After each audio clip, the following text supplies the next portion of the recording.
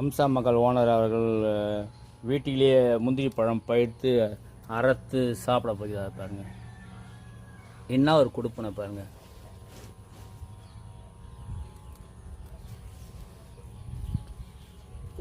பாருங்க பழத்தை பாருங்க, கொட்டையை திருவி அங்கேயே போட்டுருவாரு பாருங்க.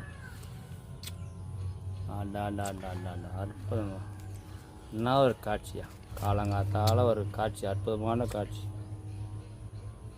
பாருங்க. சூரியன் வர நேரத்திலே இவர் காட்சி கொடுக்க பாருங்க மக்களுக்கு.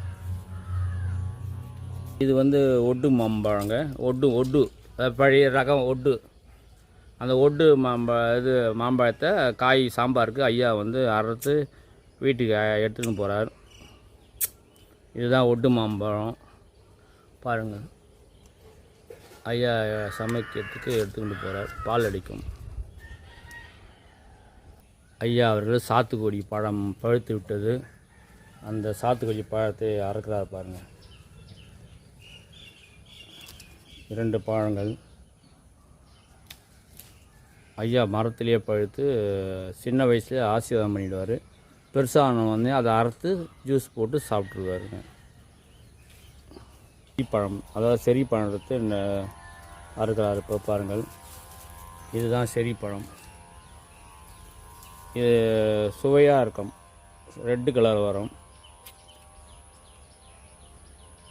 ஐயா சாப்பிட்றதே ஒரு தனி ஒரு டேஸ்ட் பண்ணி சாப்பிட்றாரு. இதை பாருங்க, அதான் வெண்டைக்காய் பக்கத்தில் கத்திரிக்காய்ங்க. ஐயா கத்திரிக்காய் அறுக்கிறார் பாருங்க. கத்திரிக்காய் அறுக்கிறா பாருங்க. கத்திரிக்காய் வீட்டுக்கு எடுத்துகிட்டு சமையல் பண்ணி இது வெண்டைக்காய் சிறிதாக இருக்குது. நேற்று பறிச்சிட்டாங்க, அதனால் இன்றைக்கி பறிக்கலை. இது சாமந்தி பூங்க. இந்த சாமந்தி பூவை பாருங்கள். ஐயா வந்தோன்னா கட்டி அணைச்சி பிடிச்சிப்பார். அப்படியே பக்குவமாக கீழே விட்டுருவார். குடமிளகா. அவர் ஐயா பழுக்கத்துக்கு முன்னே ரெட்டு மிளகா அறுத்துட்டார். அவர் கைப்பட்டு தவறி கொத்தரக்காய் பாருங்கள். அவர் தோட்டத்தில் கொத்தரக்காவை பறிக்கிறார் பாருங்கள்.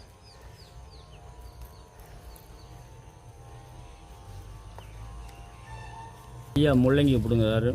2 முள்ளங்கி மேலே எடுத்துக்க மாட்டார் அவர் பாருங்கள். முள்ளங்கி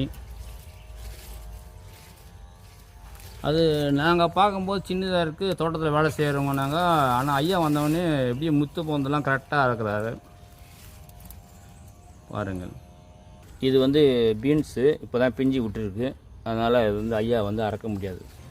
ஐயா அவர்கள் சோளம், இது மக்கா சோளம்னு